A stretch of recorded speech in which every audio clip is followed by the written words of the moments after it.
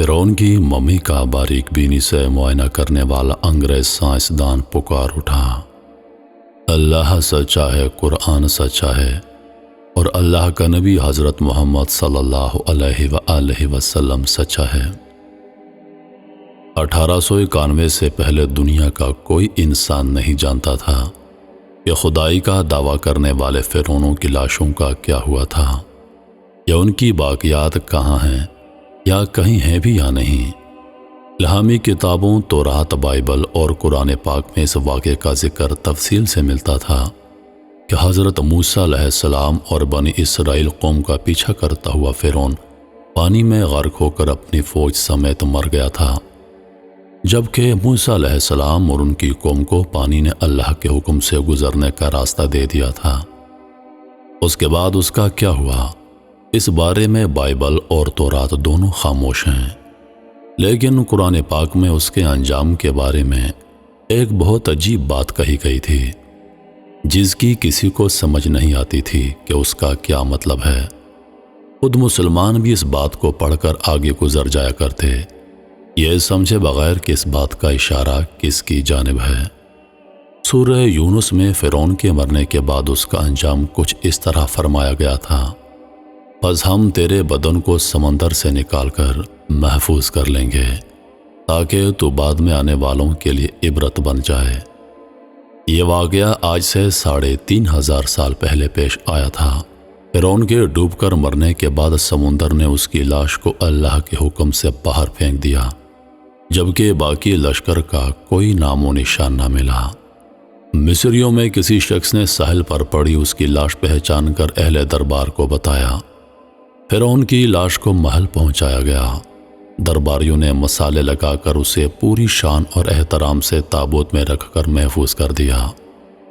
حنوط کرنے کے عمل کے دوران ان سے ایک غلطی ہو گئی تھی۔ فرعون کیونکہ سمندر میں ڈوب کر مرا تھا اور مرنے کے بعد کچھ عرصے تک پانی میں رہنے کی وجہ سے اس کے جسم پر سمندری نمکیات کی ایک تہ جمی رہ گئی تھی۔ مصریوں نے اس کی لاش پر نمکیات کی وہ تہ اسی طرح رہنے دی اور اسے اسی طرح حنوط کر دیا گیا۔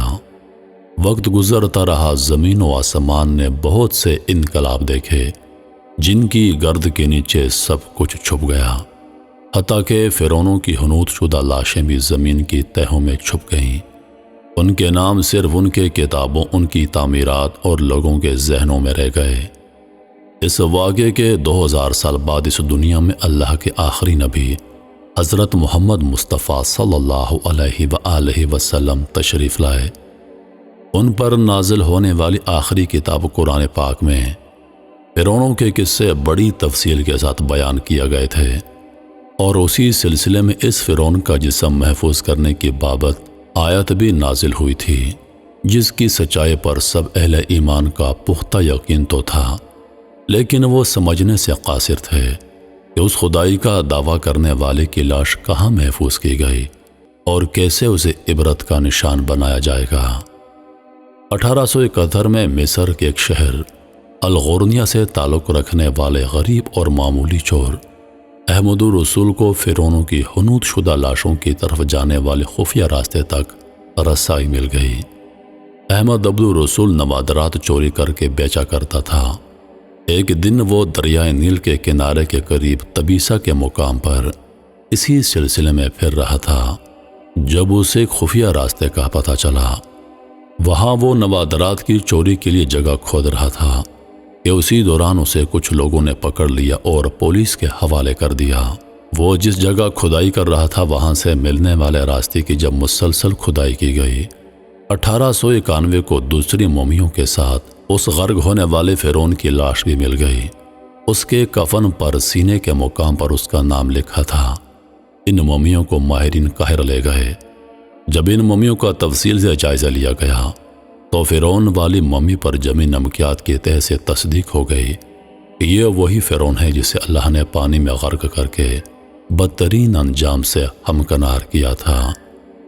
یہ بہت بڑا واقعہ تھا۔ اس کی تصدیق کے لیے دنیا بھر کے ماہرین آثار قدیمہ اور سائنسدان مصر کی طرف امٹ پڑے۔ مختلف سائنسی ٹیسٹ کرنے کے بعد دنیا بھر کے سائنسدانوں نے تصدیق کر دی کہ دوسری سب لاشوں کی نسبت صرف فرعون کی لاش پر ہی سمندری نمکیات کی تہ جمی ہوئی تھی۔ اس تصدیق کے بعد اسے فرعون کی لاش قرار دے کر عجائب گھر میں محفوظ کر دیا گیا۔ 1982 میں فرعون کی ممی خراب ہونے لگی تو اس وقت کی مصری حکومت نے فرانس کی حکومت کو درخواست کی کہ فرعون کی ممی کو خراب ہونے سے بچایا جائے۔ دیز جدید سائنسی ذرائع سے اس کی موت کی وجہ بھی معلوم کی جائے۔ چنانچہ مصری اور فرانسیسی حکومت نے مل کر ممی کو فرانس لے جانے کا انتظام کیا۔ جب فرعون کی لاش کو فرانس پہنچایا گیا تو ایئرپورٹ پر اس دور کے فرانسیسی صدر بذات خود حکومت کے اعلیٰ عہدیداروں، تمام وزراء اور فوج کے افسران کے ساتھ استقبال کے لیے موجود تھے۔ فرعون کی لاش کا استقبال کسی عظیم زندہ بادشاہ کی طرح کیا گیا۔ فوجی دستوں نے سلامی دی۔ فرعون کی ممی کو ماہر ڈاکٹروں کی ٹیم کے حوالے کیا گیا۔ اس ٹیم کی سربراہی ڈاکٹر مورس بوکائی نے کی تھی۔ مائکروسکوپک ٹیسٹوں کے ذریعے ممی کے تمام اعضاء کا باریک بینی سے جائزہ لیا گیا تو معلوم ہوا کہ اس کی لاش اور جسم میں سمندری ذرات ابھی تک موجود ہیں اور موت کی وجہ بھی پانی میں ڈوبنے کی وجہ سے ہوئی تھی۔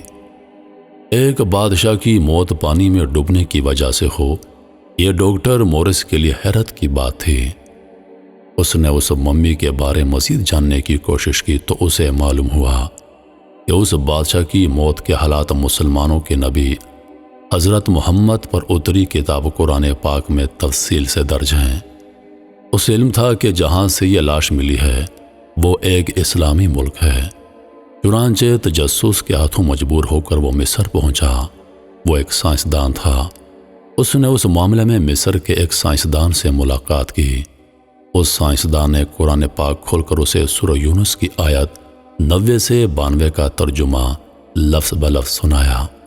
فرعون کا خدائی کا دعویٰ اس کا پانی میں ڈوب کر مر جانا اور پھر پانی سے نکال کر اس کی لاش کا ہنوت ہو جانا اور پھر دوبارہ لاش کا ملنا اور پھر اس کی لاش کو جدید سائنسی دور میں دوبارہ محفوظ کیا جانا، سب کا اشارہ ایک جانب تھا اور بہت واضح تھا۔ تجھے بعد میں آنے والوں کے لیے عبرت کا نشان بنا دوں گا۔ فرعون کی لاش ایسے محفوظ کر کے دنیا کے سامنے لا کر رکھ دی کہ انٹرنیٹ کی ایک کلک پر، رسائل و جرات پر، ٹی وی چینلز پر اور عجائب گھر میں اربوں انسانوں کی آنکھوں کے سامنے ریحہ اور ہچکی قابل ترس حالت میں موجود ہے۔ عبرت کے لیے، سوچنے کے لیے، عبادت کے لائق اور ہمیشہ رہنے والا وہی ہے جو سب کا خالق اور رازق ہے۔ ڈاکٹر مورس نے آیت کا ترجمہ سنا تو اسی وقت پکار اٹھا، اللہ سچا ہے، قرآن سچا ہے اور اللہ کا نبی حضرت محمد صلی اللہ علیہ وآلہ وسلم سچا ہے۔ کلمہ پڑھا اور مسلمان ہو گیا۔